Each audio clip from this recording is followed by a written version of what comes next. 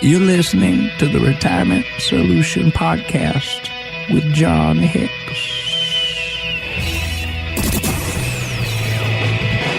Thanks for joining us this week. You're listening to the Retirement Solution Podcast. I'm Jennifer Perry here with John Hicks. If you have a question for us, there are a couple of easy ways to reach out. Just go online to retirementsolutionradio.com or hit us up on Facebook with your questions for John. Do a search there for the Retirement Solution with John Hicks.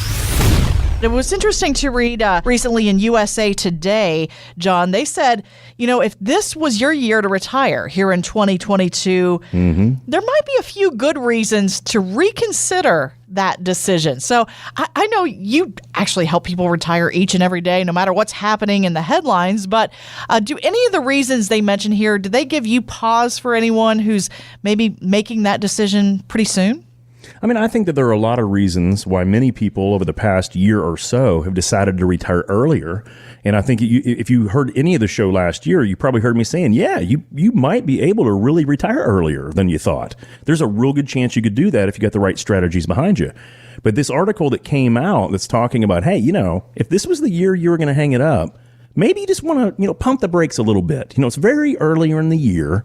Let's give some pause. And I think that there are some real big ones. I think that the first one that most people talk about, Jennifer, consistently is, hey, we're not done with this, the COVID thing. And everyone's so sick of hearing it. Oh, my, yes. Omicron, Megatron, whatever we're calling it this year. It's they just pick different transformers, and that's what we're going to call it. Omicron will be Unicorn next, and then after that, it'll be Optimus Prime or whatever they're going to do. But, they're going to try to drag this thing out as long as humanly possible. Now, here's where I say this is a good piece of the puzzle. What we're seeing, at least right now, is these different variants. They may be easier to contract, but they're not having the same terrible effects. They're not causing deaths in massive numbers like we have heard in the past, right? Yeah. Right. So I think that's very positive. So even though in this article they say, the pandemic, I'm going to put a break on that. I'm going to say I don't believe that anymore. I think that we can all probably go out and live a pretty normal life. Yeah. Now, having said that, I'm not a doctor. I don't even play one on radio.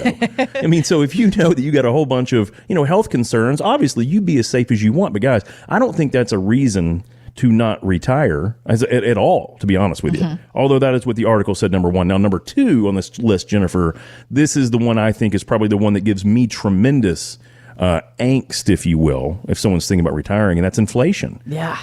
We have seen the numbers, guys, go hyperbolic when it comes to inflation. We're at 37-year highs for inflation. And that just means that everything that we're buying, and you saw it during the holiday, I'll guarantee you did, everything just costs a little bit more money. And some of it costs a lot bit more money. And this is not a supply chain issue. There's all kinds of people that say, it's because, John, all these huge barges are out there in the Pacific and no one's, package handling that stuff and getting it across here. Now, there is a piece of that. But this is what I've been saying for years and years and years, guys. You cannot print money. You cannot shoot money out of a Pez dispenser 24 hours a day, 7 days a week. For the last 7 years, you cannot do that and not have ramifications. So we've already seen the Fed chair, Jay Powell. We've already seen him back and forth and back and forth. In the beginning, if you remember what they said at the Fed, they said, hey, this is not going to last very long. This is all supply chain issues, all bottlenecks, because we shut down for a year. I can buy that for a little bit, but if you remember what I said, I was like, I don't buy that that's 100% of this. You can't print money forever, even though we have. And here we are, we're seeing this, guys. I think this is going to be a big deal. Why is it a big deal? Because when we retire, for the first time in our lives, we may be on a real, quote unquote, fixed income.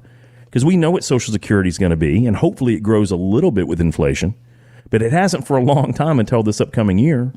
And we know exactly, what might come in from our pensions. Most of them, unfortunately, don't have inflation protection. And then we've saved X amount of dollars. Now, the problem is that when you do the computations on that, most people, that's a fixed income. The big problem is what if prices keep going up 5, 6, 6.5%, 7% a year? Can we maintain that? Well, if we're in our late 60s, mid 70s, maybe we can. Maybe we can keep up with inflation with what we've saved. But guys, if you want to retire early or in your early 60s or late 50s, that is a long time to ask that of your nest egg. It is a very long time to get 6, 7, 8% inflationary numbers out of what you've saved for 25, 35, 40 years of retirement. Yeah. So that gives me a lot of pause. So when I tell folks, yes, you potentially can retire early, there's a caveat to that. There's trade-offs. There are trade-offs. You may not be able to get a new Lexus every 4 or 5 years in retirement like you're hoping. May need to be a used Buick, if you can even find one. Right, yes. If you can Good even luck find with that. one. You may have to go back to get a moped. If you remember the mopeds, those things always look fun. Of course, the people that rode them look like idiots, right. but they look like fun. It's like those little sprees. Always reminds me of being in Italy, where they would just go by and just go, ciao. Ciao. But that looks so cool. Yeah, it did look cool. Yeah, but anyway. So inflation's the big one. The last one they say on here is that we don't know if we have economic stability. That's also a big issue. Jennifer, you and I talked about it even before the show today.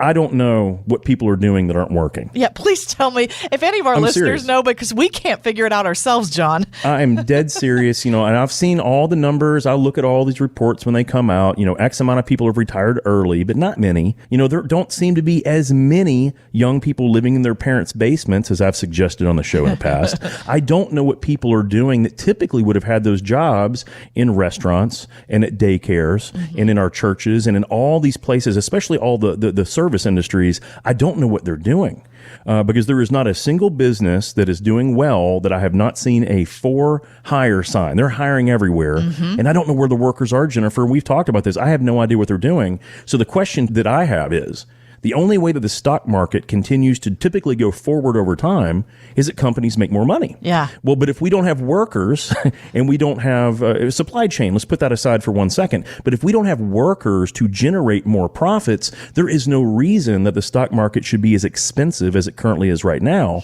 As a matter of fact, it could easily go the other direction. So again, you never want to be retiring in a period of time where that might be the beginning of a pretty big downturn.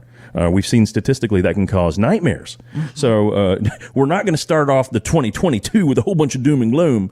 But I did think that this article was interesting. I'm not so worried about the pandemic. I think economic stability is going to be a question mark. But guys, inflation is a big one, which is why we have to attack our dead money issues. We have to. If we have money in our portfolio in bonds that are losing money or too much in cash and CDs and bank accounts that are earning nothing, guys, we will lose in the long run if we want to retire, because we have to keep up with that 5, 6, 6.5%, 7% rate of return that inflation's growing, or we're going to have to really tighten that belt. And that is no way, in my opinion, to spend retirement years. So get that together and let's make 2022 a much better year. Thanks for listening. Want more from John? Find us online at retirementsolutionradio.com. The opinions expressed in this program are for general informational purposes only and not intended to provide specific advice or recommendations for any individual or any specific security.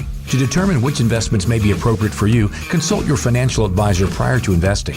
Any past performance discussed during this program is no guarantee of future results. J. Hagan Capital is a registered investment advisor. To find out if John Hicks is licensed in your state, please call 502-690-5635. J. Hagan Capital Incorporated is not affiliated with nor endorsed by the Social Security Administration or any other government agency and does not provide legal advice. Annuity guarantees are subject to the claims paying ability of the issuing insurance company. By contacting us, you may be provided with information about insurance products and annuities offered through John Hicks. Kentucky Insurance License Number 998827.